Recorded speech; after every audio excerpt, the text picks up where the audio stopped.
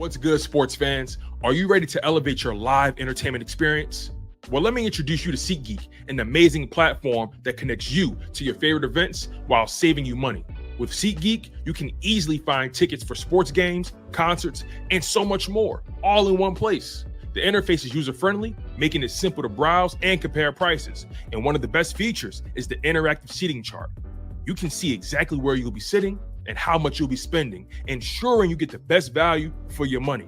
But here's the best part. Check this out. By using my promo code, ChalkItUpSports, you can enjoy a one-time $20 discount on your first SeatGeek order. That's right, $20 off your first SeatGeek order. Imagine catching that thrilling game or concert without breaking the bank. It's a win-win situation. Plus, you'll be a part of a community of fans who eat, sleep, and breathe live events just as much as you do. So what are you waiting for? Click the link in the description to download the SeatGeek app today. And don't forget to use my promo code ChalkItUpSports for a one-time $20 discount on your first SeatGeek order. Get excited. Now let's get back to the show.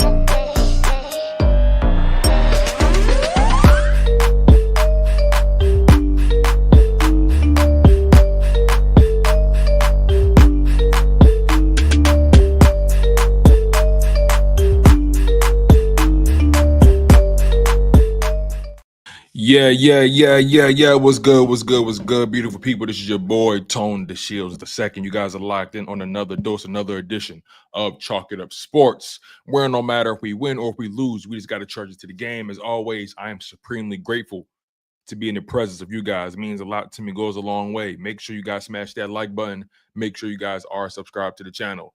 Listen, I'm in love with you guys. I'm going to be honest. I'm in love with you guys because I've been just having some out-of-body experiences lately, and I've just been I'm always trying to put things in perspective. And I'm just having moments where I think to myself, like, damn, like you guys are really locked in with your boy. Like you guys really support the channel every single day. You guys talk about it on Twitter. You guys always tagging me and stuff. You guys are always, you guys are always challenging my thought. You guys are always just being engaging and ultimately supporting the show. And I don't take that for granted, man. So I just want to make sure I reiterate, I appreciate you guys, and I got a lot of love for y'all. Listen, even if you hate me, even if you feel like I'm always wrong, even if you hate the way I talk, even if you hate the way my voice sounds, I love you. Because at the end of the day, I'm resonating. You feel what I'm saying? So make sure you guys smash that like button and make sure you guys are subscribed to the channel, man. So got some things to talk about here. I've been hearing rumors, right? But I don't want to talk about rumors just yet.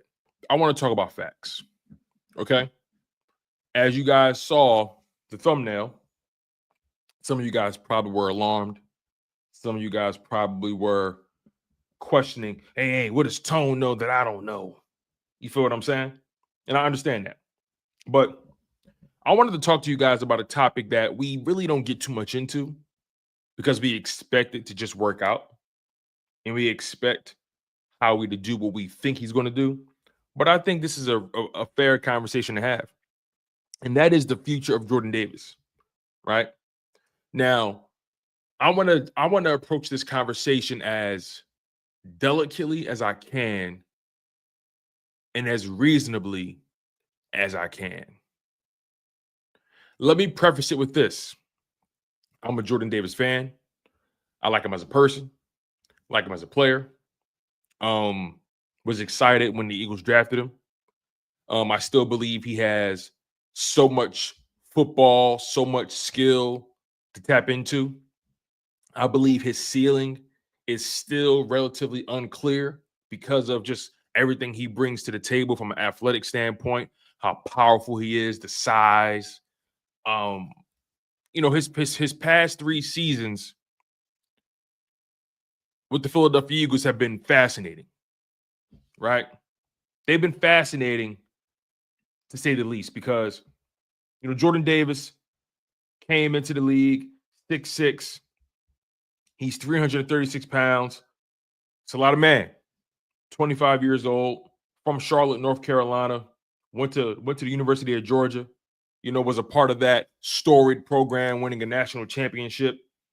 Former first-round pick, 13th overall. The Philadelphia Eagles actually traded up to get him in the 2022 NFL Draft. Went to Mallard Creek High School in North Carolina as well. And he was 22 years old when he landed with the Philadelphia Eagles. And people have always had their up and down opinions about Jordan Davis. Some people believe he's a bust still to this day. Some people believe that he's simply a run stopper. Some people believe that he can eventually elevate his game from just being a run stopper, but also being a quality pass rusher at the defensive tackle position. So those are the 3 categories that people fall into when it comes to Jordan Davis. Either they think he's a bust, either they believe he's a run stopper and that's all he will ever be, or they believe he can elevate his game to potentially be a solid pass rusher and an elite run defender. At the very, if anything, a 3-down player. Now, me personally,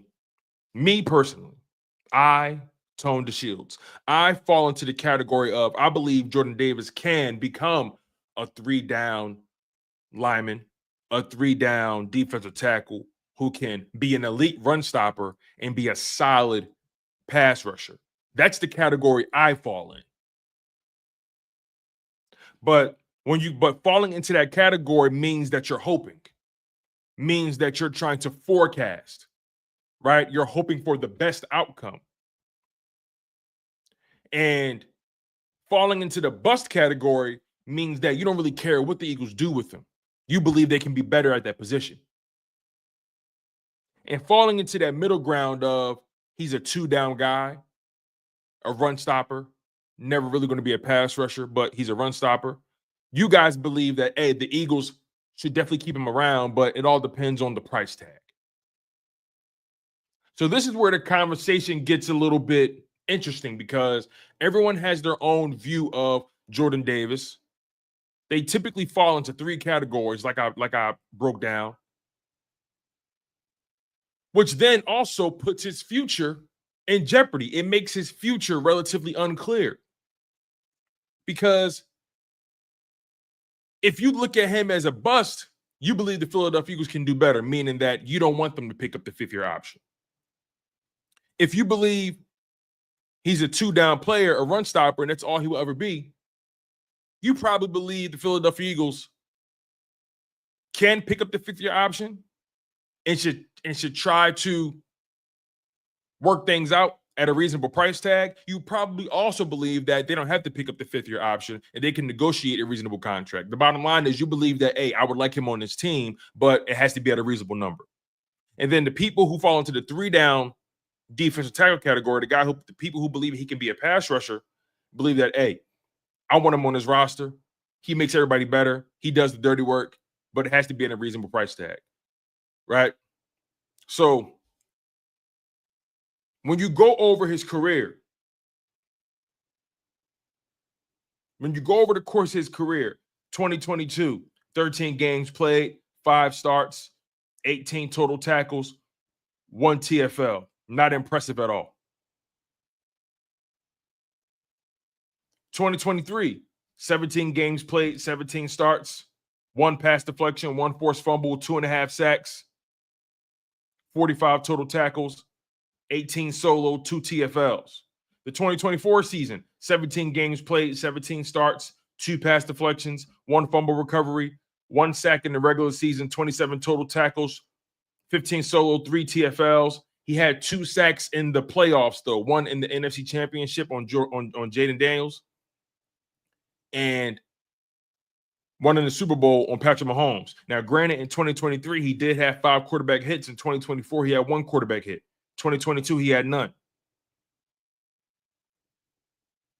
You see, Jordan Davis, what he does doesn't necessarily jump off the stat sheet.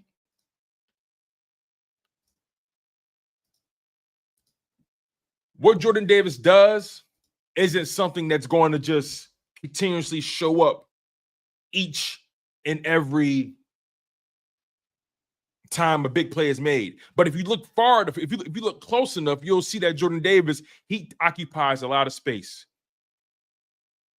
You can't just put one guy on him because of how powerful he is. He creates so many rush lanes for Jalen Carter, for Josh Sweat, Nolan Smith, Milton Williams, all those guys when he was here. Nakobe Dean and Zach Baun in particular, the linebackers. Jordan Davis and Jalen Carter, of course, but Jordan Davis in particular, he's such an athletic freak. He occupies so much space. He's so powerful. He creates rush lanes for Zach Baun and Nakobe Dean when they're defending the run. He takes a lot of pressure off of those guys, right? So he does a lot of the dirty work that doesn't really get discussed enough, doesn't really get the credence and the reverence enough. But you have to ask yourself when you think about the money standpoint of it, because the Eagles are going to have to make a decision. The Eagles are going to have to make a decision. I don't know if you guys are fully aware of this, but May 1st is the NFL's deadline on teams deciding to pick up their rookie 5th-year options. Players who were drafted in the 2022 NFL draft, like Jordan Davis, if you were a first-round pick with a 5th-year option, the deadline to pick that up is May 1st. As you guys know, all rookies are given 4-year contracts. First rounders get a 5th-year option, a 5th-year team option at that. Now, we've seen Jordan Davis take a massive leap, especially entering this season. Took a massive leap this season in comparison to the 2023 season. We all know in 2023, he fell off a cliff after that Buffalo Bills game. The whole team did, but him in particular, he fell off a cliff in 2023. His conditioning has always been something that's a conversation. But in 2024, not once did we question his conditioning. Not once did we question his preparation. As a matter of fact, we didn't talk about him that much at all. And believe it or not, that's a good thing. That's a good thing. That means he was doing his job. But it also means that he didn't jump off the screen. It also means that he didn't make too many plays.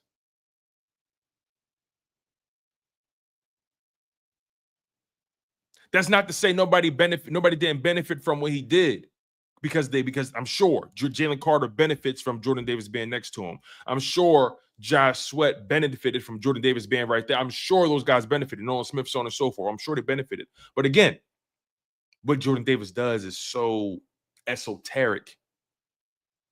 It's so ambiguous. It's one of those things, if you know, you know. To the layman, to the naked eye, he looks like he's not doing much of anything. And he doesn't jump off the screen unless you know what to look for. But after everything I said, and he's a Super Bowl champion, right? He's a part of that Philly Bulldog crew. Nolan Smith, Jalen Carter, Nakobe Dean, Keely Ringo himself. He's a part of that Philly Bulldog crew. Let's not get it twisted. And they all play off each other. They all understand each other's tendencies. There's a chemistry there. Let's not get it twisted. But with everything I've said,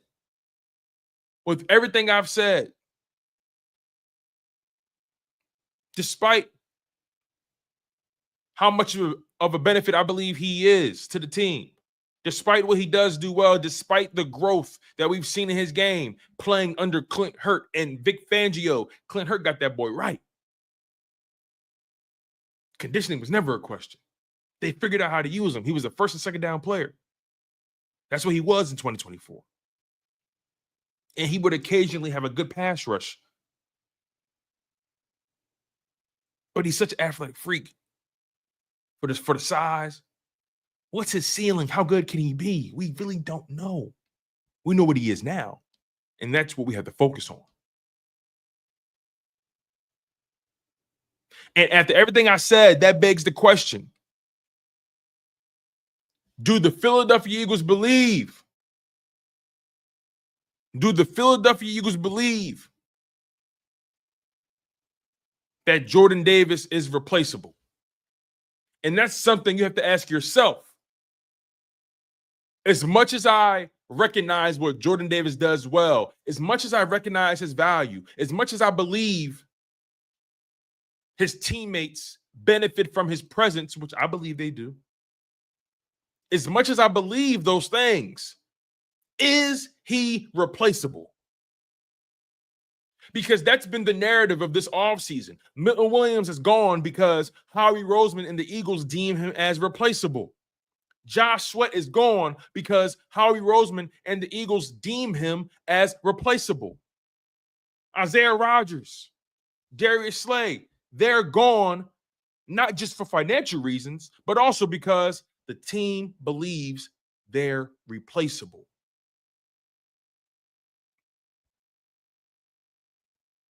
Whether we like it or not, CJGJ was traded for financial reasons also, but they moved him because they felt like he is replaceable. So I ask you guys, is Jordan Davis replaceable?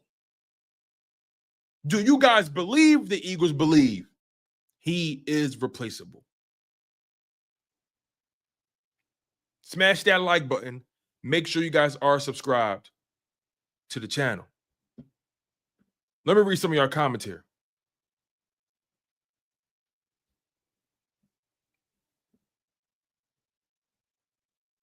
Devontae Graham says real football guys know Jordan Davis's worth. Andrew Mormon says, I guess Howie knows best, but I trade him to move up in this year's draft, then replace him this year with Calais Campbell and find a nose tackle on the late round of the draft. Michael Dijon says he is replaceable. Andrew Mormon says he's very replaceable. S. Blunt says Walter Nolan would be a great replacement for Milton, but he's not a replacement for Davis. Only legit replacement I see in this draft for Davis is either Kenneth Grant or Alfred Collins. Andrew Mormon says he might be the most replaceable guy not named Kobe Dean. Wow. Andrew really doesn't like JD. Sweet Chin Music says, I think Ajomo played as many snaps as he did.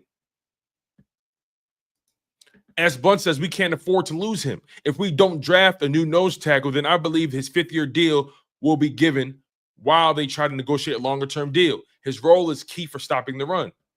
S. Blunt, I agree with his role. Absolutely. Green Weeman says he could be used as a trade piece in this year's draft to up and get a Jordan Davis replacement.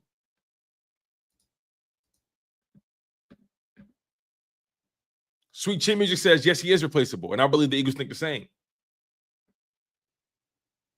Fan of the Eagles fangirl says, Vita Vea is bigger than JD and moves better. Well, I don't know at this point in his career. Vita Vea is up there. Age. Well, I don't know how old Vita Vea is. Let me not assume that. But I know what you mean. Vita Vea is a freak. Green Weeman says, I think the Eagles are a bit disappointed in the production for a first-round pick. I think that's reasonable to surmise. You drafted him first round, 13th overall. I think it's reasonable to surmise that they are disappointed in the overall production of the player. I think that's reasonable to assume. KGK says, I'm not sure if he's replaceable because he really don't have a ceiling or we don't know his ceiling. Ray Lester says, if Williams is replaceable, Davis is too.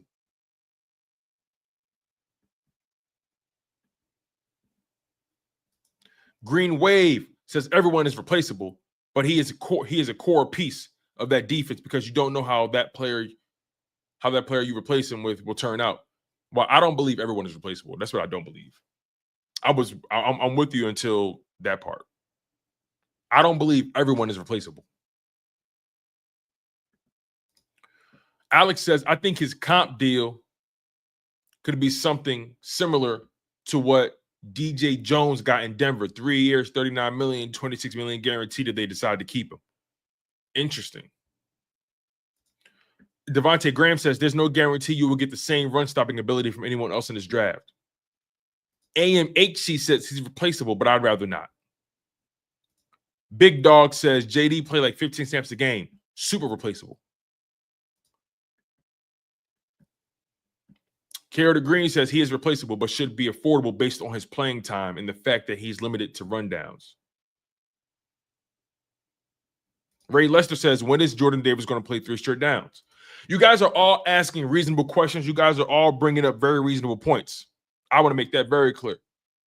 You guys are all bringing up very reasonable points that I can't definitively argue against, but I will attempt to.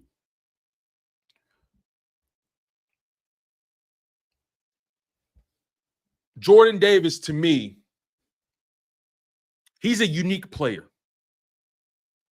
I say unique because of the size in combination with the athleticism, with the run-stopping ability, and the power.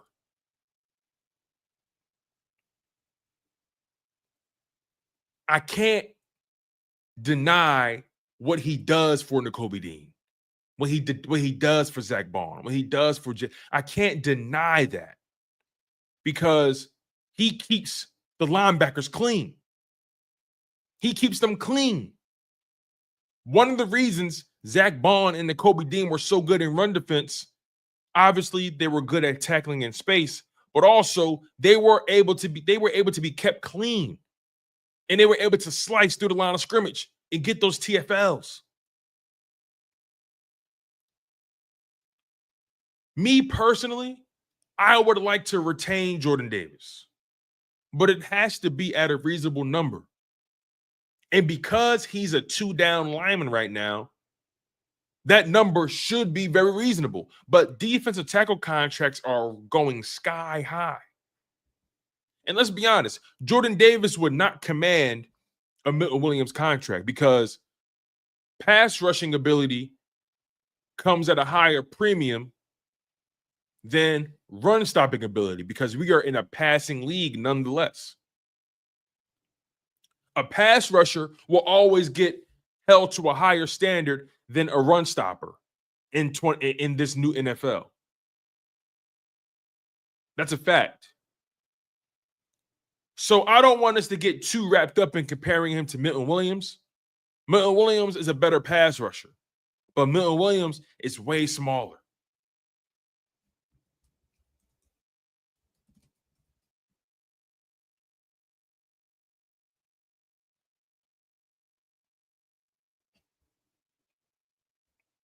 He's way smaller. But somebody brought up a very good point earlier.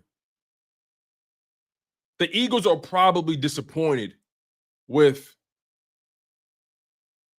the overall production they've gotten from that position, from him in particular.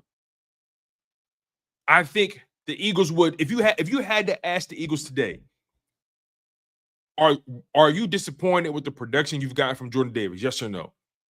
And if that was their only options, I think they would have to lean more towards yes. You drafted him with a top 15 pick, 13th overall. And he hasn't really taken that next step as a pass rusher quite yet. Hasn't taken a massive step, rather. I think he has improved a smidge or steadily, but it hasn't really been a massive enough leap for them. He hasn't developed at the rate they probably would have expected, but his conditioning, his motor has vastly improved. But how can we definitively say that when he's only playing what? He only played 388 snaps. If you divide his 388 snaps played by the amount of games he played, Jordan Davis on the 2024 season He averaged almost 23 snaps a game. Almost 23 snaps a game. Now, the Eagles defense,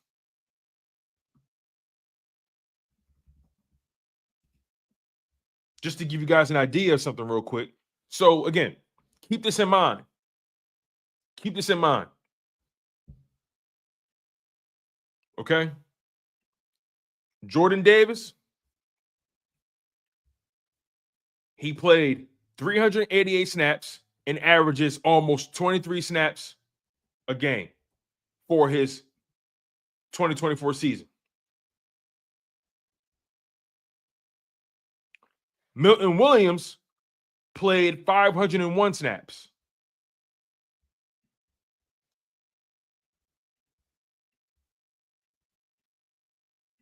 And averaged 29 snaps a game. So Jordan Davis averaged 23 snaps a game. Milton Williams averaged 29 snaps a game. They were splitting reps. And Jalen Carter, Jalen Carter. Jalen Carter was on the field for 831 snaps. And Jalen Carter played 16 games. Jalen Carter averaged 52 snaps a game. So Jordan Davis averaged 23 snaps a game. Milton Williams averaged 29 snaps a game. Jalen Carter averaged 52 snaps a game. And Jalen Carter was on the field primarily most of the time.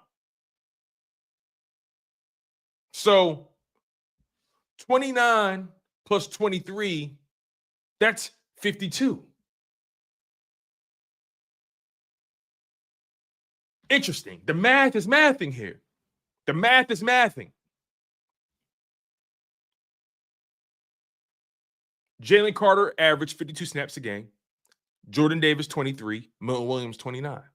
29 plus 23 is 52. Quite literally, they split carries. Quite literally. So,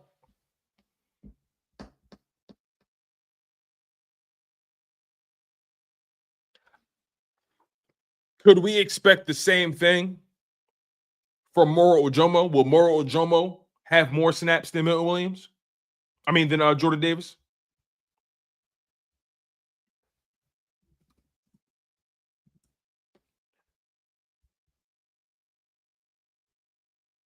Listen to this. Moro Ojomo. Wow. Peep this. Peep this. Listen to this. Jordan Davis averaged 23 snaps a game. Milton Williams averaged 29 snaps a game. Jalen Carter averaged 52 snaps a game. Let me ask you guys a question. How many snaps do you believe Moro Ojomo averaged a game? How many snaps did Moro Ojomo average a game? Jordan Davis averaged 23. Milton Williams averaged 29. Jalen Carter averaged 52. How many snaps do you guys believe Moro Ojomo averaged per game? Just take a guess. Take a wild guess. If you already look, you don't count. Just take a guess. Goedert says 12.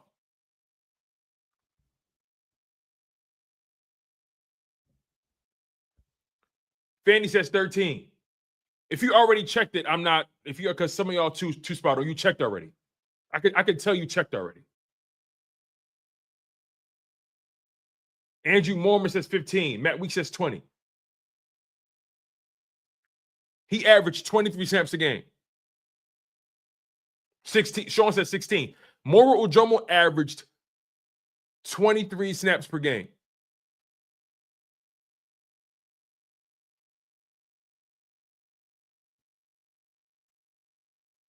Interesting, right? So, here's the thing. Here's the thing.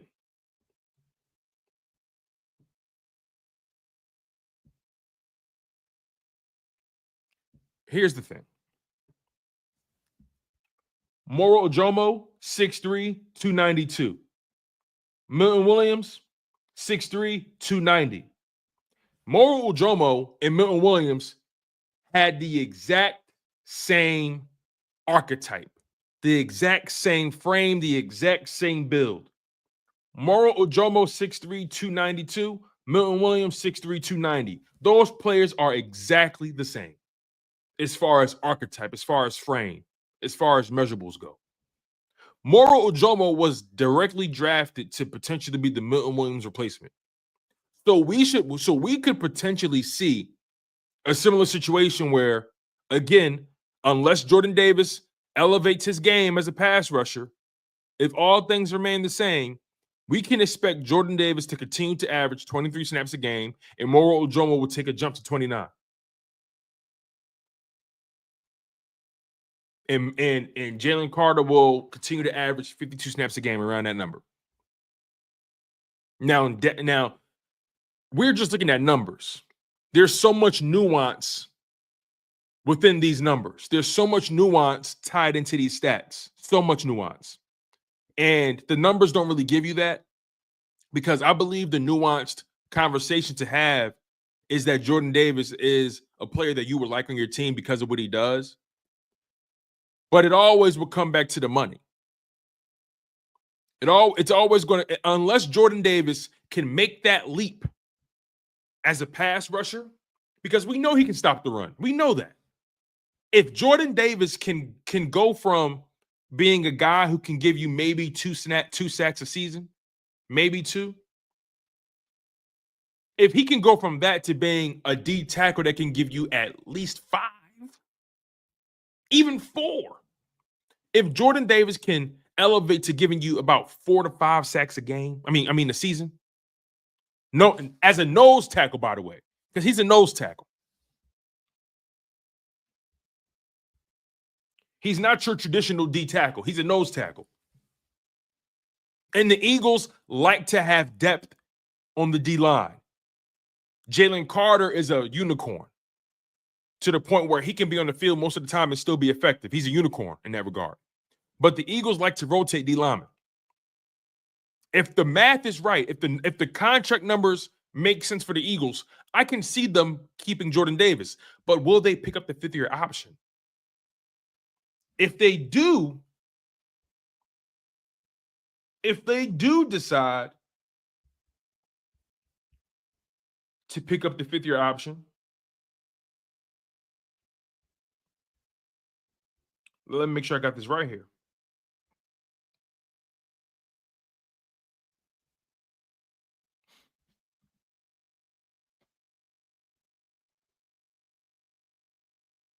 I just want to make sure I get his contract information correct.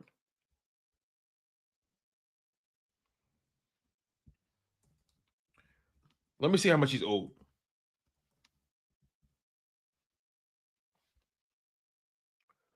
If the Eagles decide to pick up the option,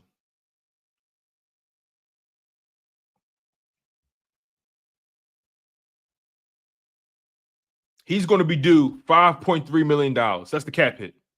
That's the cap hit. He's going to be due $5.3 million.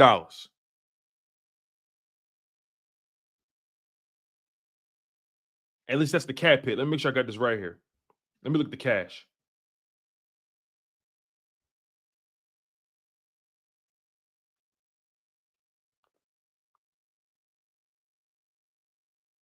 So I'm looking at the total cash.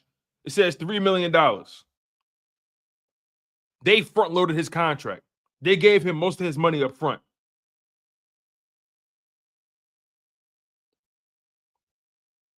I'm looking at the cash. They're going to owe him around $3 million. Am I tripping when I say that?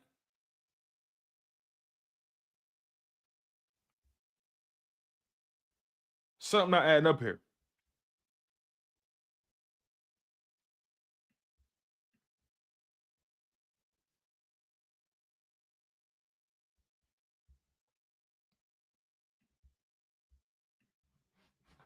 Let me check this out.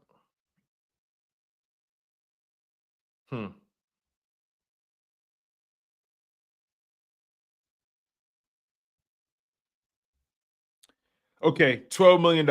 Okay, I see it. $12 million. My bad. $12 million. I'm reading it right here. Got it. Found it. So $12 million. 12. $12 million. Sorry for the misinformation. $12 million.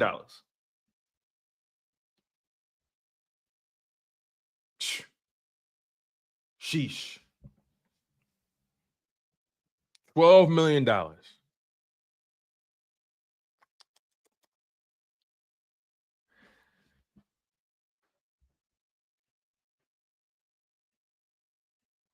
Let's play a little game here. Let's play a little game here. Let's look at some of the defensive tackle contracts.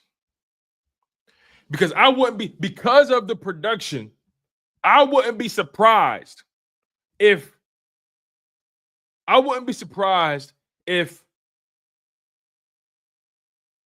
the Philadelphia Eagles decline the option and give him a cheaper deal. I wouldn't be surprised.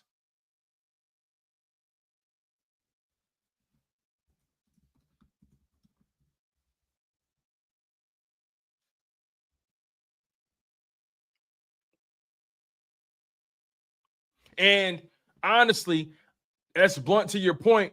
I can't really comp him to Vita Vea because Vita Vea not only is a legit run stopper, Vita Vea has become a legit pass rusher. Vita Vea is coming off a career high in sacks. I can't compare Jordan Davis to Vita Vea. I think they wanted Jordan Davis to become Vita Vea. I think that's what they expected from him.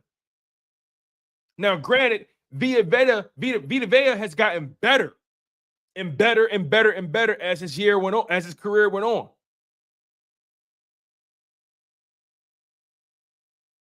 Vita Vea, let me just give you guys Vita Vea's numbers since being in the league, right? And look, Jordan Davis is young.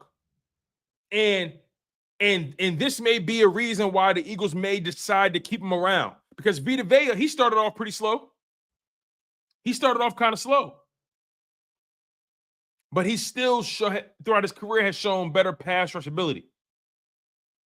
Let me just give you guys Vita Vea's numbers, right? Let me just give you sacks. I'm just going to give you sacks. I'm going to give you sacks and TFLs.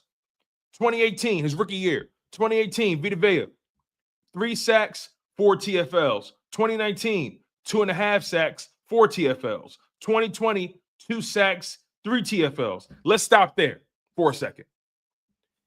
Vita Vea's first 3 years in his career, since we're making that comp,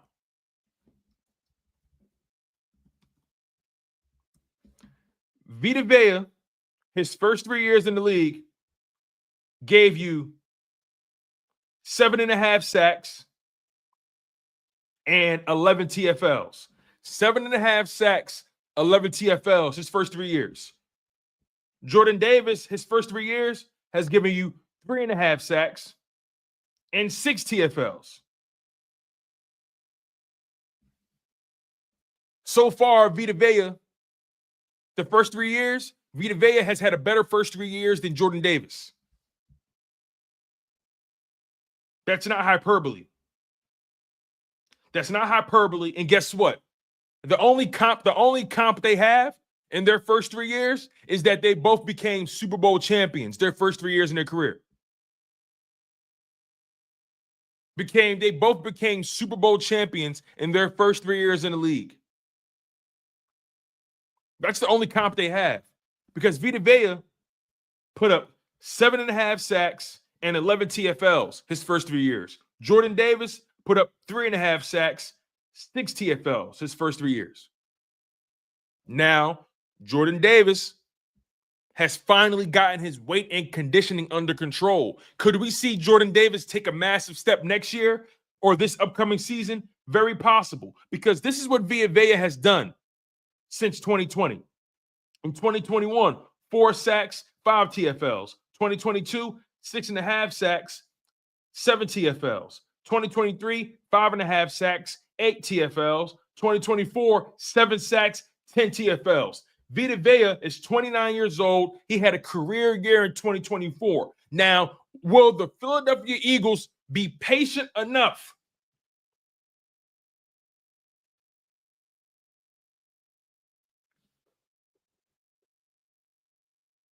Will the Eagles be patient enough? Will they be patient enough to allow Jordan Davis to go through the Vita Vea cycle? Vita Vea has become a legit run stuffer and pass rusher at nose tackle. That's what the Philadelphia Eagles wanted JD to be, but JD hasn't proven that just yet. But again, can JD get there with time? It's possible. But time waits for no man when you got to pay some guys. It doesn't. So it goes back to how reasonable will Jordan Davis and his representation be? Will Jordan Davis and his representation try to fleece the Eagles? Again, he has a fifth-year option. He has the fifth-year option that will bring in $12 million for him.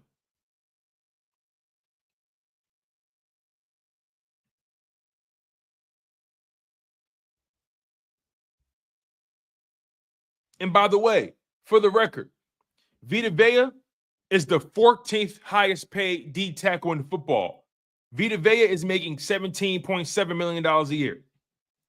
$17.7 million a year, Vita Vea.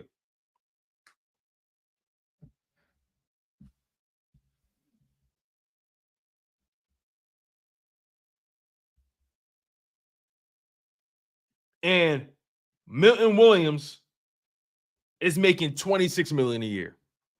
And I would argue Vita Vea is better than Milton Williams. I would argue that.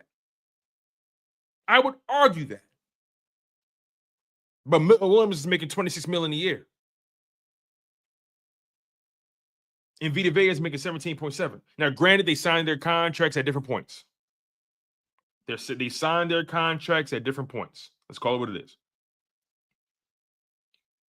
So as of right now, as much as I would like to make the comp to Vita Vea for Jordan Davis, I can't.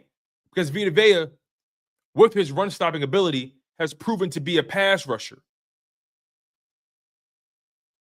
But how patient will the Eagles be with Jordan Davis's development? Will they allow Jordan Davis time to get to that Vita Vea point? Do they believe he can? Has he shown signs that he can? Jordan Davis, 2 sacks in the playoffs. 2 sacks in the playoffs. That's a fact. 2 sacks in the playoffs. One in the NFC Championship game, 1 in the Super Bowl.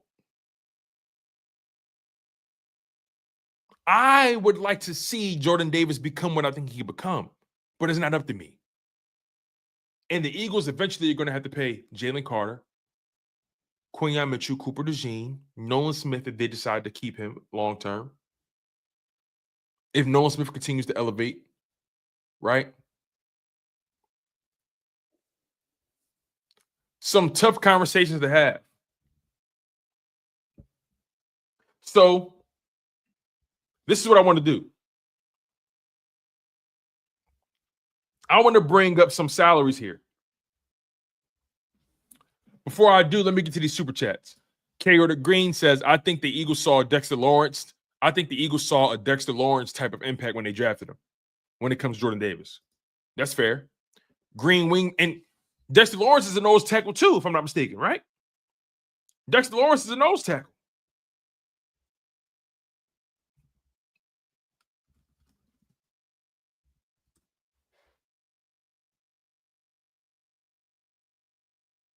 Same thing, Dexter Lawrence and Vita Vea have had stronger start to their careers from a pass rush perspective and a run defense perspective. Dexter Lawrence is coming off a career year in sacks, a career year in TFLs. Vita Vea is coming off of a career year in sacks, a career year in TFLs. Now, Vita Vea, he's entering year 8 of his career. Dexter Lawrence is entering year 7 of his career. Jordan Davis is entering year 4. It's reasonable to believe that Jordan Davis will get better. It's reasonable to believe that, but you have to gamble. That's a gamble, right? That's a gamble.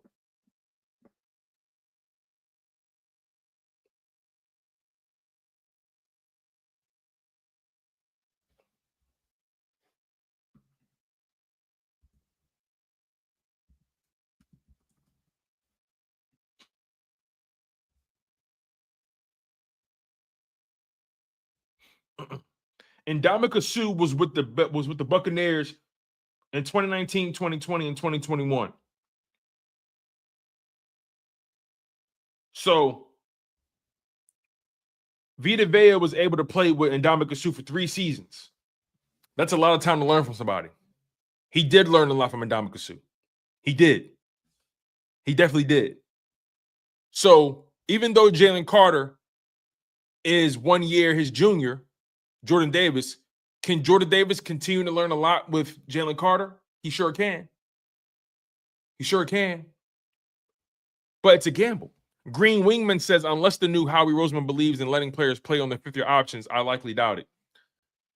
If we know Howie Roseman well, he's not picking up that 5th-year option. If you had to ask me today, will Howie Roseman pick up that 5th-year option? I would say no. I would say no. I don't think he will pick it up. The deadline is May 1st. The deadline is May 1st. It's March 26th. The Eagles still have a little bit of time to decide. They still got a little bit of time to decide, right? But this is where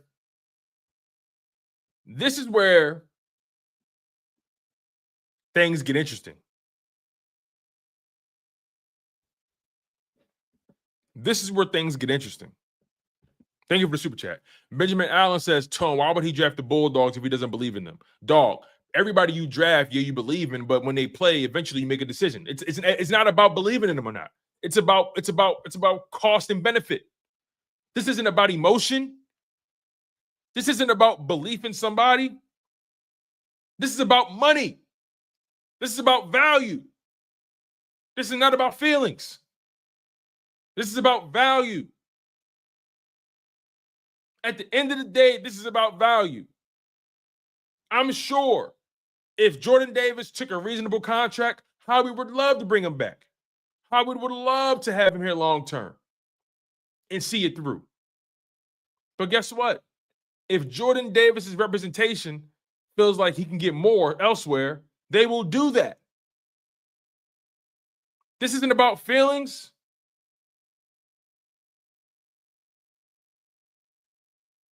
You draft somebody, you believe in them. But the reality is Jordan Davis hasn't lived up to their expectation. I think that's reasonable to assume. I think that's reasonable to assume. And again, I am somebody, I started this show saying this. I'm somebody who wants Jordan Davis here. I'm somebody who sees the value in Jordan Davis. I see the value. I see the value.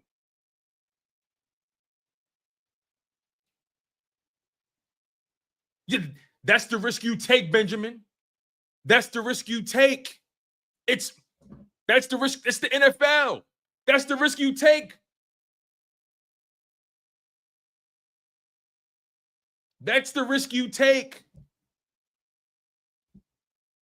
If a guy has been one thing the entire time with you, and you ultimately decide that financially we would like to go in a different direction, and he has a better career elsewhere, hey, that's the risk you take.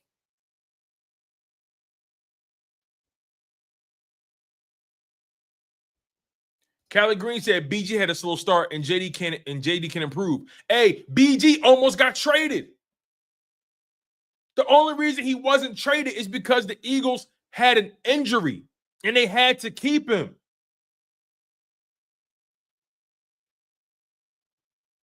That's the part y'all gotta, if you're gonna tell the story, tell the whole story. BG was almost out of here. The only reason they didn't move off of him is because they had an injury. And they needed the body. And he was already under contract. That was the only reason.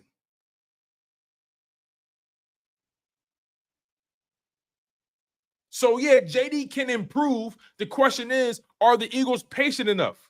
Or will JD take a reasonable enough contract so they can pay Jalen Carter, Quinyon Mitchell, and so on and so forth? We're going to have to find out. That's what it comes down to, the money. That's what it's going to come down to. And again, this is why this conversation is so interesting, because the fifth-year option deadline is May 1st. The draft is April 24th. I'm telling you guys this right now. If the Eagles go defensive tackle in the first round, Jordan Davis's days are numbered. I'm telling you guys this. Unless he takes a very cheap deal, I'm telling you this. If the Eagles go D tackle in the first round, Jordan Davis's option is not getting picked up. And unless he takes a very cheap deal, his days are numbered. And Clint Hurt likes Jordan Davis. He loves Jordan Davis. He believes Jordan Davis still has so much to tap into. Clint Hurt loves Jordan Davis. But guess what? It's not about what Clint Hurt loves. It's not about what Clint Hurt loves. It's not about what Clint Hurt loves. I like Jordan Davis. It's not about what I like. If the Eagles go D tackle in the first round, if they happen to do so, they will decline that option. They will probably offer him a restructured deal. And if he doesn't take it, if he gambles on himself, and let's just say he gambles right. Let's say he has a career year. Let's say that.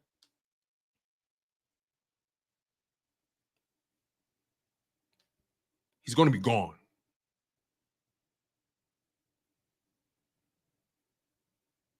He may be gone. And I say this to you guys right now. He's not franchise tag worthy. He's not franchise tag worthy. I would put him in the 20 millions. He's not franchise tag worthy.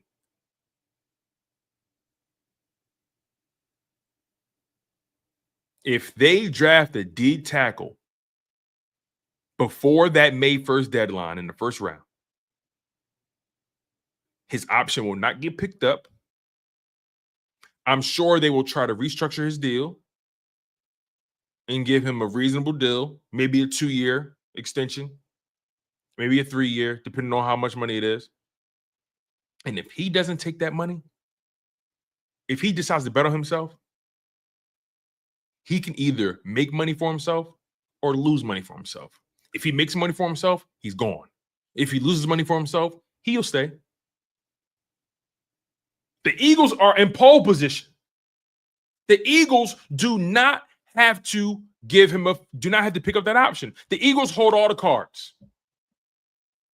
The Eagles hold all the cards.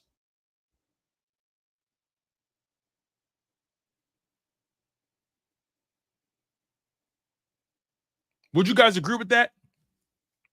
Who has more leverage in this situation, the Eagles or Jordan Davis?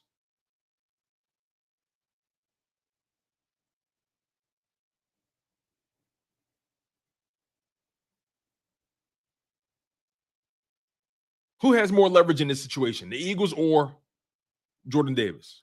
I say the Eagles. As Blunt says, the Eagles. Birds. I agree, the Birds. Easily the Eagles. Sweet Chin Music, he says, depends on how you define leverage.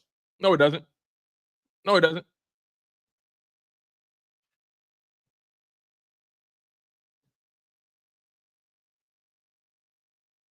This is very clear cut.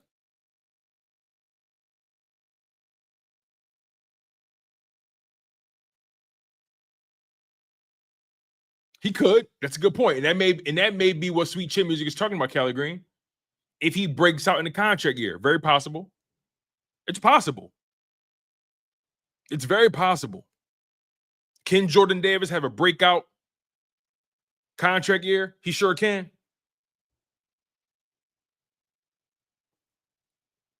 He sure can. He can definitely break out in year 4. And let's just say hypothetically he does. Hypothetically. If the Eagles, if Jordan Davis has a breakout 2025 season, do you think the Eagles pay him?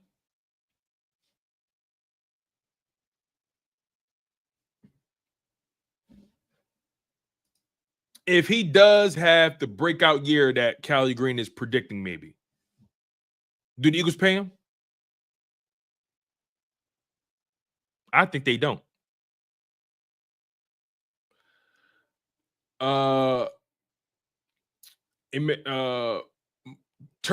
Mel Turtle says, what does a breakout year look like from JD to me? To me?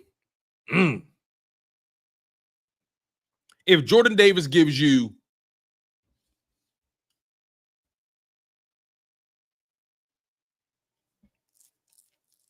if Jordan Davis gives you 5 sacks and 10 TFLs, that's a breakout year. But his year would have to be phenomenal. And I think as Blunt is right. Unless he has like a Pro Bowl or All-Pro year, they're gonna let him walk.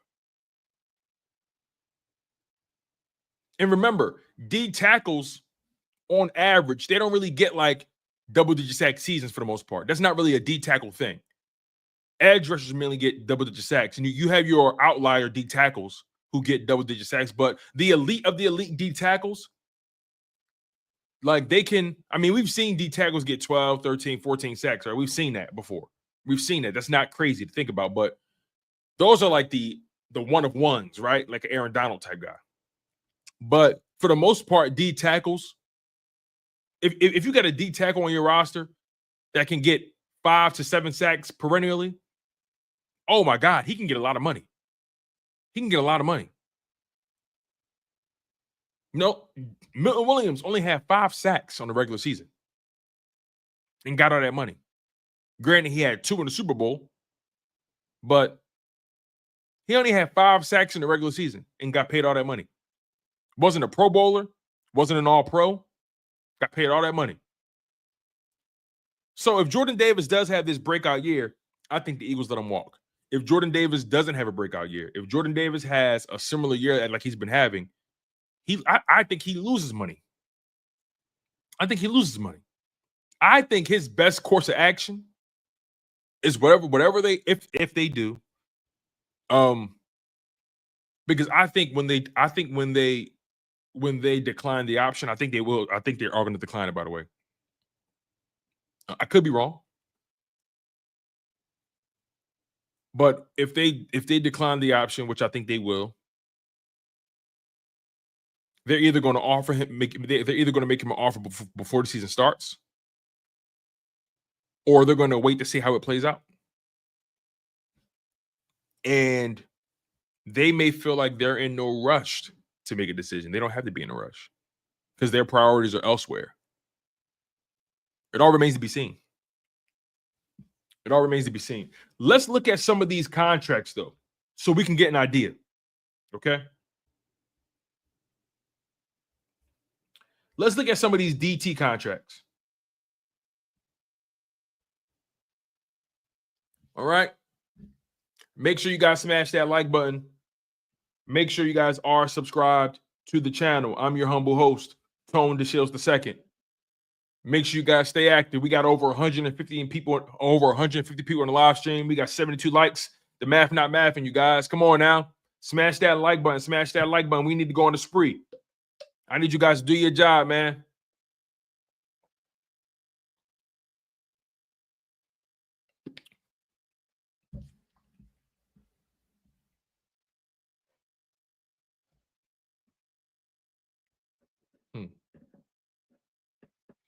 Michael Edwards says the Eagles picked up Derek Barnett's picked up Derek Barnett's option and gave him an extension, and that was a mistake. And that was a mistake. And that was a mistake.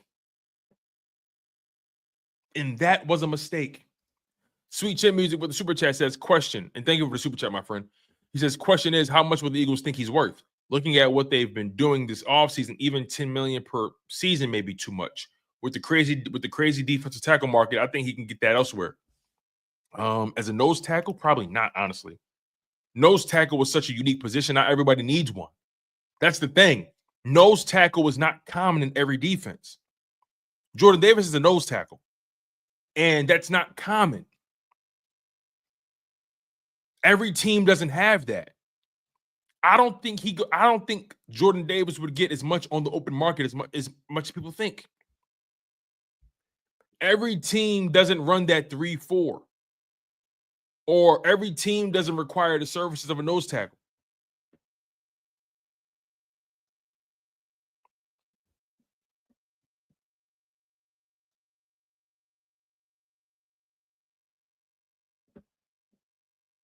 Just saying, nose tackle is a very unique position.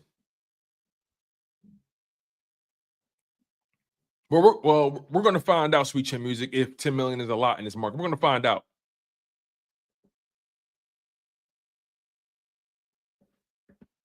Cody. All right, no problem, bro.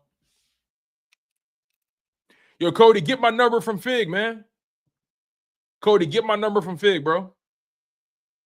Just text my phone. Get my number from Fig, bro.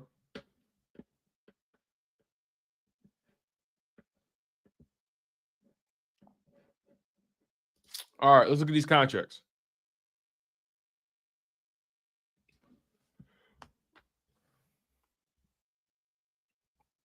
And again, oh, got you, Cody. I got it. Understood. All right. And again, I like Jordan Davis. I like everything about him. Personality, like him as a person, like him as a player. I appreciate what he does. I like Jordan Davis. I don't want you guys to misconstrue that. I like Jordan Davis.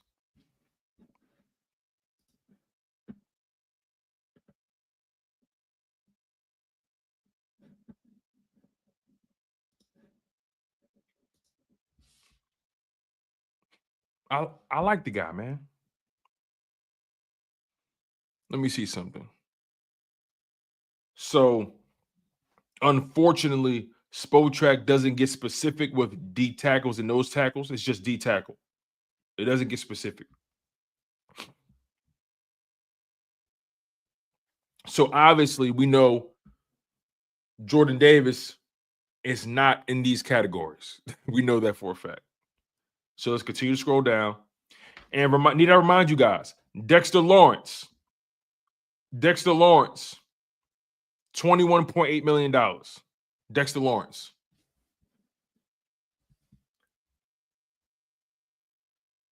And that's what the Philadelphia Eagles expected from Jordan Davis. That's what they wanted. That's what they thought they were getting. Let's continue to scroll down. Vita Vea. Here's that guy. Here's that man. $17.75 million, Vita Vea.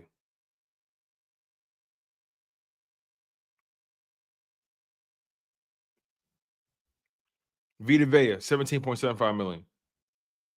Jonathan Allen just got $17 million from the Minnesota Vikings. Javon Hargrave is making $15 million right now with the Vikings. Javon Kinlaw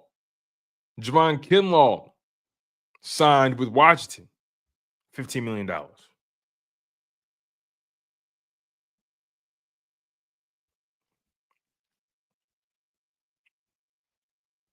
DJ Jones, $13 million. BJ Hill, $11 million.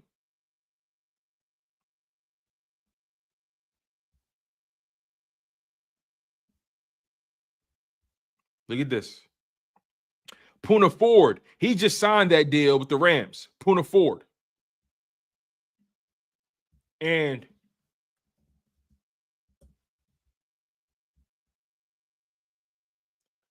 Poona Ford, 5'11", 310. He's played a lot of nose tackle in his career, especially in Seattle.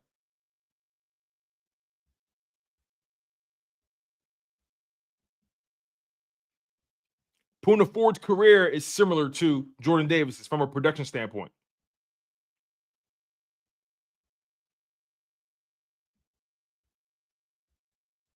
Hell, I can make an argument Poona was a little bit more productive his first 3 years. But Poona Ford, he just signed a contract making $9.2 million a year. Joshua Collins says, I think that 70 sack season kind of messed up what people think tackles are supposed to do.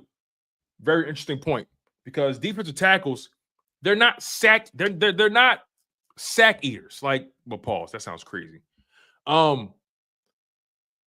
D tackles they're not the guys that you depend on your sacks from.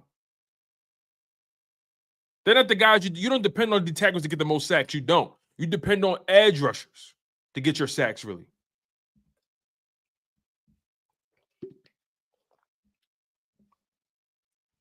My man Joey in the building. He says defensive tackle could be in the first round. Expiring contracts and extensions going down the next few years. You could be on something. As Blunt says, nose tackles versus 3 tech DTs. No, I feel you. 3 tech defensive tackles are more valuable than nose tackles. You know what I mean?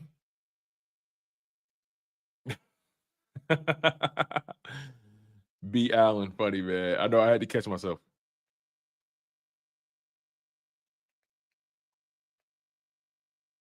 Yes, bingo. Yes, time works. Absolutely right.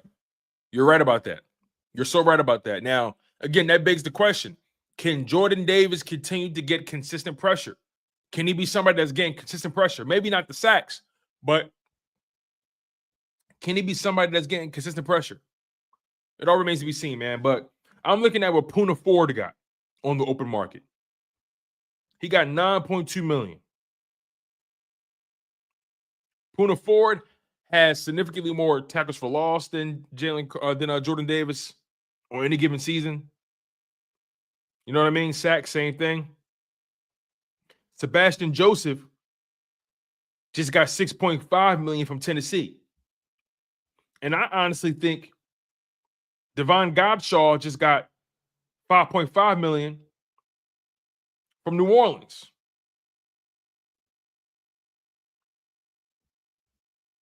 And look at that. Jalen Carter's making $5.4 million a year. Ain't that something?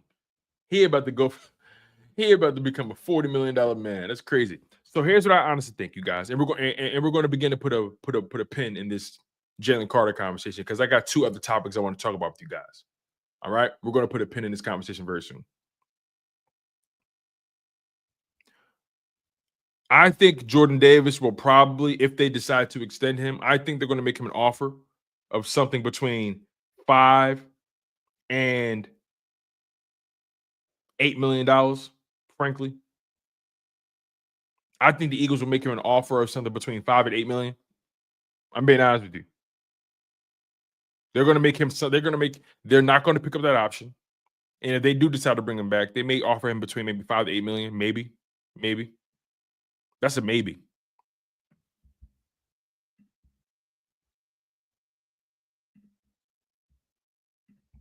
So we'll see, man.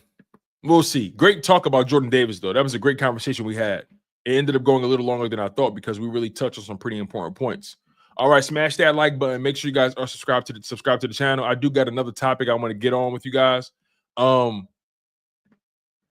New York Giants made a move.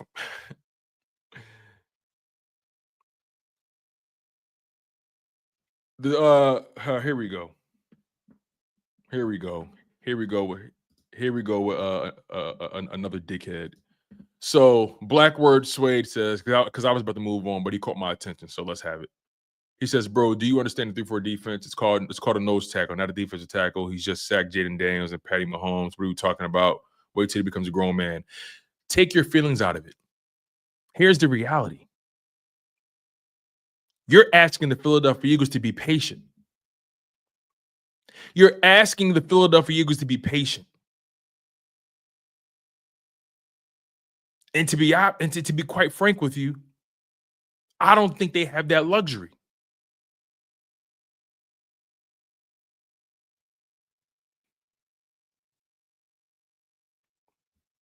Like, this is not see, you guys are making it about as if I don't want him in the building or as if like I'm trying to devalue him. I know. See, if you pay attention to the whole conversation, you probably just got here. You look like somebody new. I don't recognize you. You look new.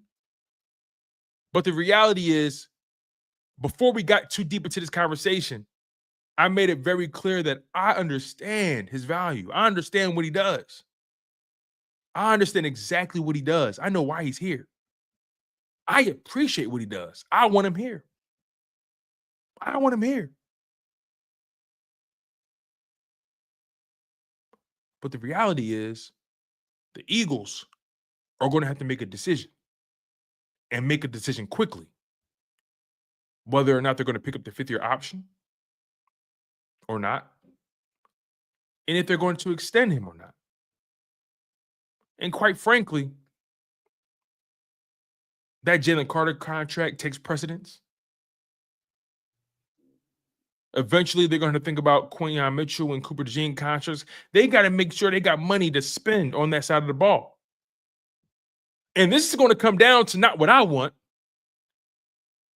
This isn't going to come down to what you want. This is going to come down to whether or not Jordan Davis and his representation take the offer he's given. So, yeah, he sacked Jaden Daniels in the NFC Championship. So, yeah, he sacked Patrick Mahomes in the Super Bowl. He showed some signs of getting to the quarterback. He showed some signs. But he has not positioned himself to be somebody who's irreplaceable. He has not positioned himself in that way. Now, granted, because of how unique his position is and his value to Vic Fangio's scheme, that's value. But it's not going to come down to what you think. It's not going to come down to what you want. It's going to come down to whether or not he's willing to take the money they want to offer. The offseason is not about your feelings. The offseason is not about your emotions. The offseason is about the business.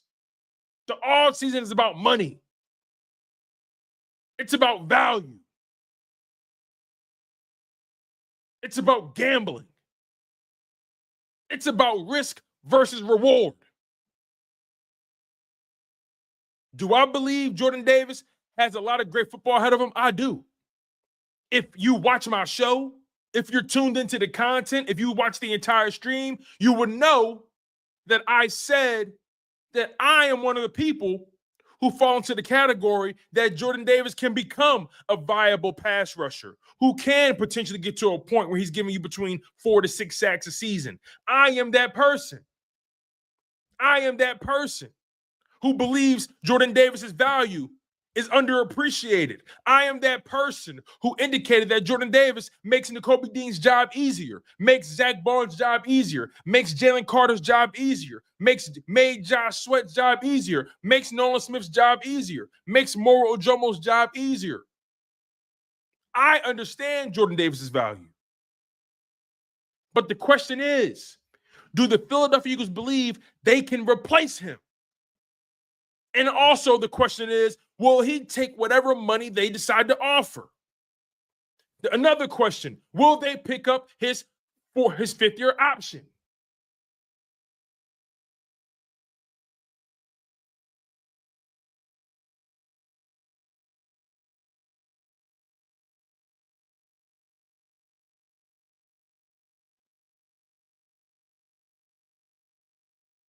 And again, I say,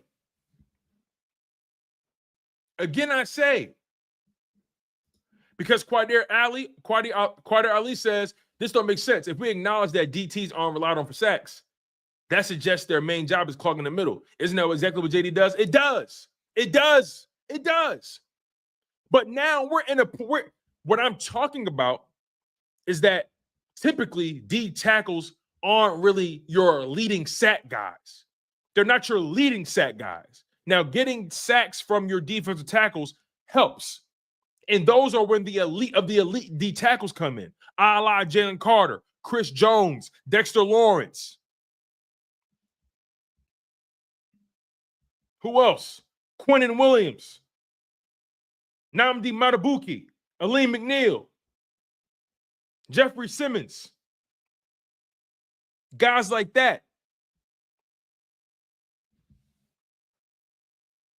But the reality is, although Jordan Davis is phenomenal at clogging the middle, is he or has he positioned himself to be getting the kind of money that we're talking about here? Jalen Carter clogs the middle too, but those are two different players. You see, I feel like some of you guys are assuming that I'm trying to devalue Jordan Davis. I believe that's what some of you believe is what I'm doing. And it's not.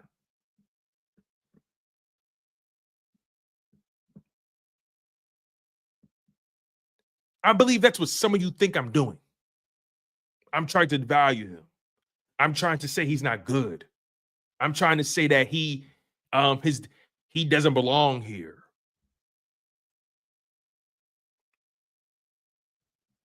Couldn't be anything further from the truth.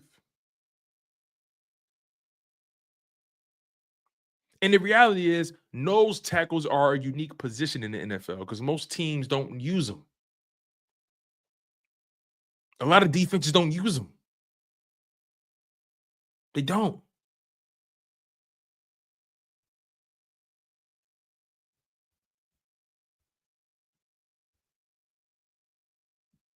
You know, like,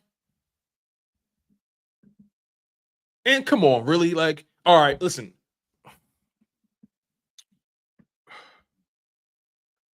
Like,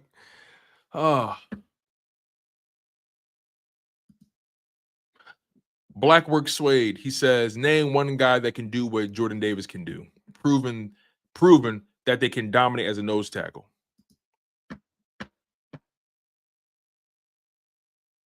Okay.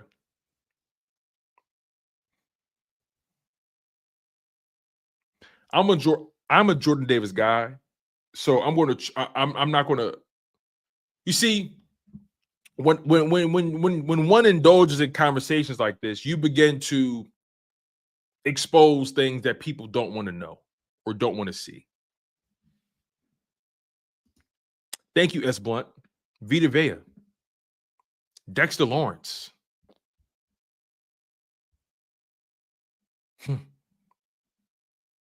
Vita Vea, Dexter Lawrence. I mean, you know.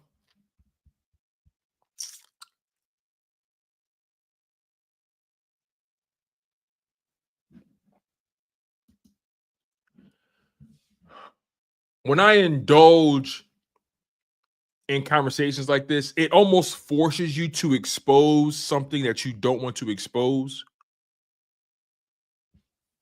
But I'm going to do it just because. I'm going to do it just because. Just so you guys get some perspective on this thing. And before I do this, I want to make it very clear. I am a Jordan Davis guy. But when people try to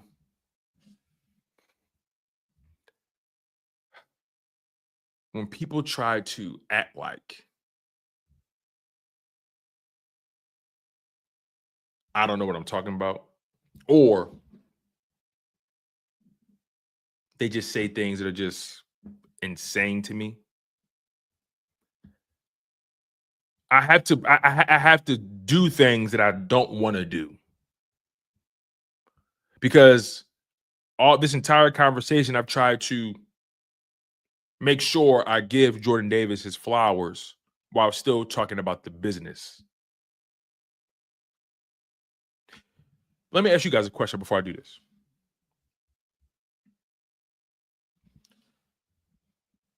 Would most of you guys agree Would most of you guys agree that I've given Jordan Davis his flowers while still trying to be fair to the business side of the game? I'm curious about this. I need to know. Do you guys believe that I've tried to give Jordan Davis his flowers while still talking about the business? Tell me if you feel differently. I really want to know because I care about you guys.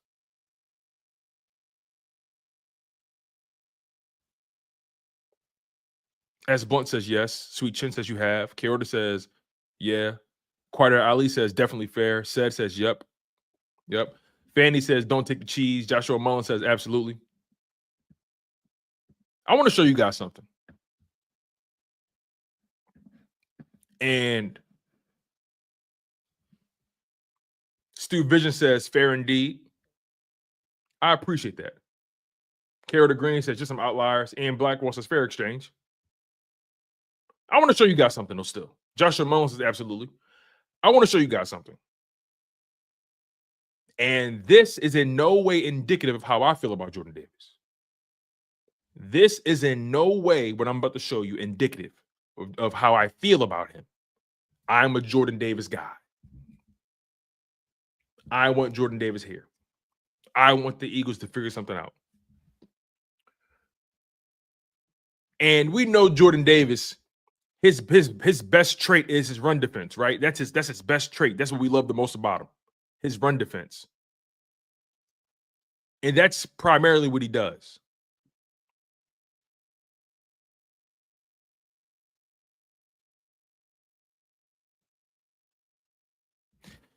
Is Jordan Davis as good a run defender as we think?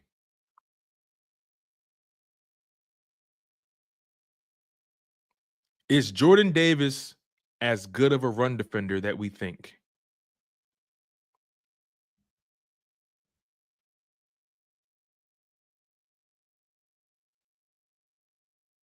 What if I told you there was proof that says otherwise?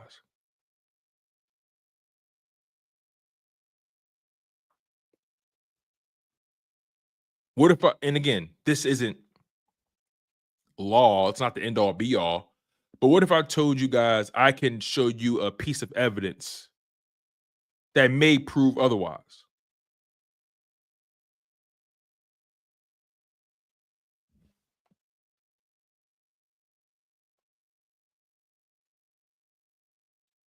Carol Green says his best traits to me is not getting pushed back. I agree with that. Let me show you guys something real quick. Check this out.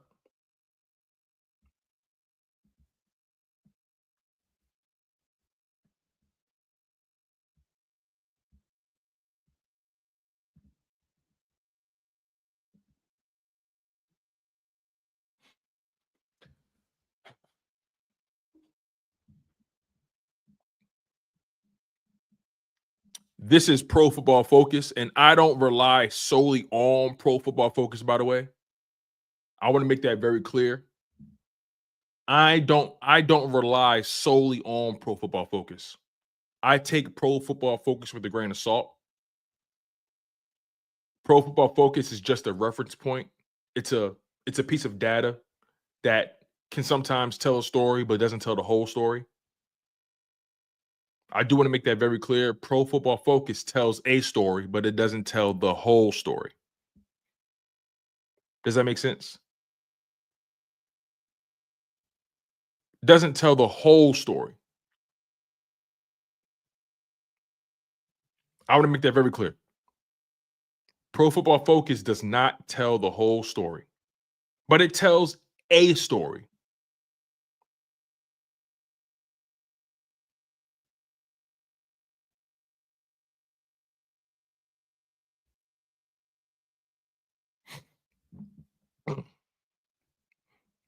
Now, Jordan Davis had an overall grade of 66.6, which is 46th out of 219 D linemen.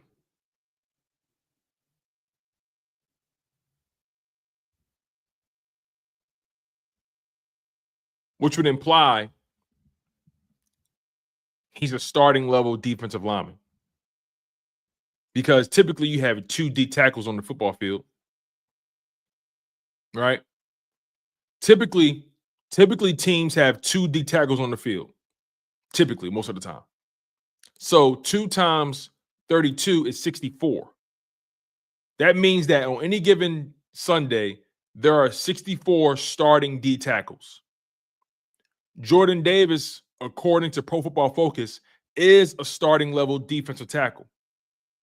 Is starting level.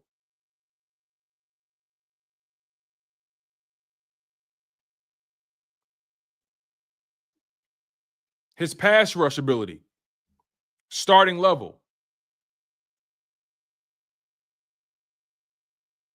His run defensibility, though, just below starting level.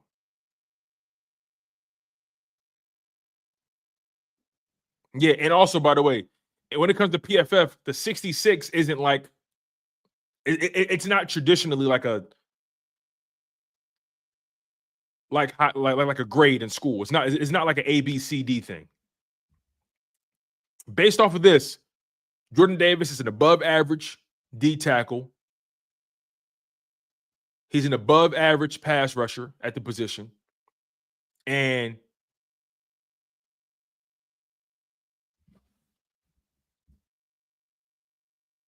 he's an average run defender.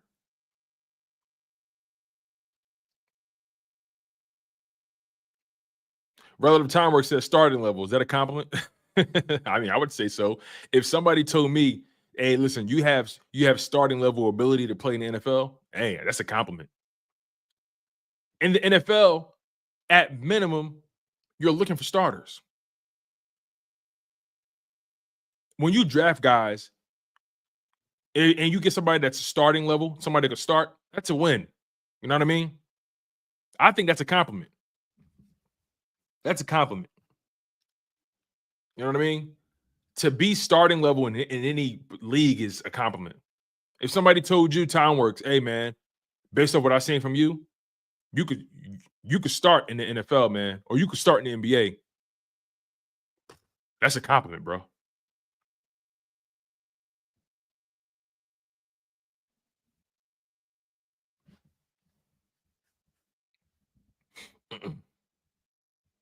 This is the reality, though. But again, it tells a story, not the whole story. By the way, I'm a Jordan Davis guy. I understand what Jordan Davis does. I understand his value. He's a run defender, and he defends the run very, very well, especially when you look at the eye test, what he does for linebackers and so on and so forth. He defends the run very well.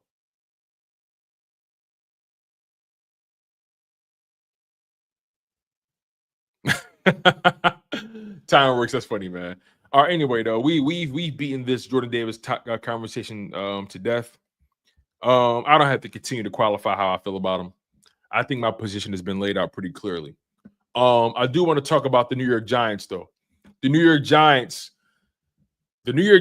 decided to sign Russell Wilson to a 1-year deal, a 1-year, $21 million deal with $10.5 million guaranteed. Hey, man, continue to get that money. Continue to get that money, but let's just try to really break this down a little bit. Let's try to get into this. So, like I said, Russell Wilson, 36 years old, signing a 1-year deal, $21 million, $10.5 million guaranteed with the New York Giants. Wilson spent the 2024 season with the Pittsburgh Steelers and his 2022 and 2023 seasons with the Denver Broncos. Since not being retained by the Seattle Seahawks, where he spent 10 years of his career, right? 10 years of his 13 NFL year career. Now, me personally, I'm unsure how this moves the needle for the New York Giants. And outside of the money aspect, I'm kind of unsure how Russell Wilson benefits from this situation. As a matter of fact, I can argue that the Giants are a significantly worse situation than the Steelers. Granted, the Steelers weren't exactly pressed to bring Russell Wilson back. They were debating about Aaron Rodgers and, the Justin Fields thing. Justin Fields ultimately took the job with the Jets, right? Isn't it funny how the former Pittsburgh Steelers quarterbacks have taken their talents to New York? Justin Fields goes to the Jets. Russell Wilson goes to the Giants. That is hilarious to me. That is hilarious. But nonetheless, they decided to go with a veteran, 36 years old. And like I said, the landing spots for Russell Wilson were very limited. Weren't too many teams looking for his services. So now the Giants have two quarterbacks that they brought in. They brought in Russell Wilson on the 1-year deal, and they brought in Jameis Winston, who signed a 2-year, $8 million deal, right? So Jameis Winston is clearly the backup here. Now, this situation is interesting, especially with the draft coming up, because this signing, it doesn't necessarily mean that the Giants still won't consider a quarterback in the draft. It doesn't necessarily mean that they're completely out on a quarterback. But what I think it does mean, I think it means that they are definitely going to pull the trigger on Travis Hunter. I think Travis Hunter is going to go to the New York Giants. I really do. It makes sense, though. It makes sense. Obviously, the Giants have been a joke of a franchise over the past several seasons. They've looked even worse, especially on the Hard Knocks and how they handled the Saquon Barkley situation. Bringing in Travis Hunter would bring instant excitement back to the fan base and to the organization. It would give them a legit jersey to sell, right? Bringing in Russell Wilson and then drafting Travis Hunter. Well, and then you got Malik Neighbors as well. Those are 3 jerseys you can sell. You see, obviously the Giants want to rebuild their team, but this is also about making money. This is also about bringing people back to the stadium. This is also about giving fans a reason to spend money, giving fans a reason to invest in a product again. You sign Russell Wilson, you got Malik Neighbors, you draft Travis Hunter, who can give you something on defense and offense. He's a weapon.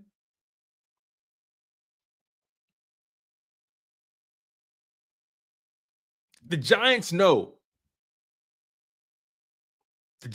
damn well they cannot withstand another season of obscurity and embarrassment. So, in my opinion, they know they got to make a splash. They got to make a splash. They know they have to. They got to make a splash. And the only splashes they can make, because the Giants pick where? The Giants have the 3rd overall pick. They have the 3rd overall pick. And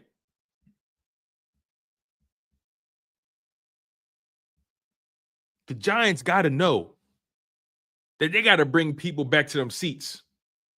They got to. You make a splash by either drafting Travis Hunter or maybe Shedeur Sanders. But here's the thing. You draft Shedeur Sanders and you just sign Russell Wilson, you're not paying. Shedeur Sanders is not going to be on the field. So that's not going to bring people to watch. People aren't going to come to see Shedeur Sanders on the bench, right? They're not. But they will come to see Russell Wilson, Malik Neighbors, and Travis Hunter. They will come to see that. I think that's what they do. I think that's what they're going to do. Fans aren't going to come to the building to see an offensive lineman. You see, the Giants, unfortunately, their draft pick is also a PR move. They need excitement in that building again. They need it. They have no, outside of Malik Neighbors, they don't have a legit jersey to sell. But if you draft Travis Hunter, people are going to come to see that. Travis Hunter in New York? New York? What? It makes all the sense in the world. You pair him with Malik Neighbors. Travis Hunter's going to play both sides of the ball. It's New York. Travis Hunter would be the perfect fit, the perfect move. Especially saying that you just signed Russell Wilson, you signed a veteran quarterback. Travis Hunter is the move. That's got to be the move. Now, if the Browns take Hunter, that's the caveat. Do the Browns take Hunter? That's something to think about. I don't think they do, though. I think the Browns take a quarterback. I think the Browns are so fed up with Deshaun Watson. They need excitement. The Browns don't have a quarterback. And they didn't sign one in free agency. And they traded one of them to the Eagles. They have Kenny Pickett. Kenny Pickett is their best quarterback. The Browns are drafting a quarterback. It's either going to be Cam Ward or Shedeur Sanders. And I think Tennessee takes Cam Ward, honestly. I think Tennessee takes Cam Ward. I think Cleveland takes Shedeur. But then that still leaves Abdul Carter, right? I think the draft is going to go Cam Ward, Shedeur Sanders, and Travis Hunter. That's what I think. We'll see, though. We'll see. But, yeah, man, welcome to the NFC East, Russell Wilson. Prepare to get that ass kicked. Prepare to get that ass kicked. And I've also heard rumors, Private McClunky, I'm glad you brought that up, man. I heard rumors that the Browns may be trying to trade for Dak. That may be something, too.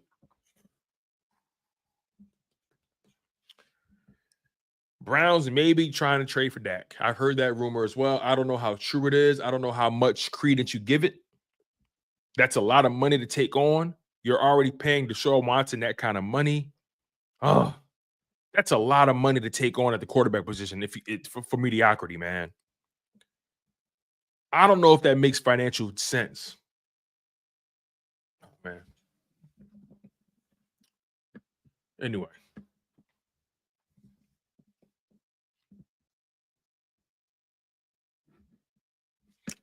Let me read these super chats real quick. Green Wingman says Russell Wilson is the Carlton Banks of the NFL. That being said, the Giants' defense is good. Needs stable quarterback play. The offensive line is still not that great. Yeah, you're right about that. Thank you for super chat, Greeny. And he followed up with, "Do look forward to future Eagle Travis Hunter. He's not coming to the Eagles. That's done." Greeny, you funny, man. All right, we're gonna get out of here, man. Thank you guys for locking in on the show. Thank you guys for staying active in the live chat. Goes a long way, helps the show grow. Make sure you guys continue to smash that like button. Make sure you guys continue to stay active. And I'm grateful for you guys always making yourself available to me no matter what. So smash that like button. Make sure you guys are subscribed. I've been your humble host, Tone DeShields II. And you guys have been tuned in to Chalk It Up Sports, where no matter if we win or if we lose, we just got to charge to the game.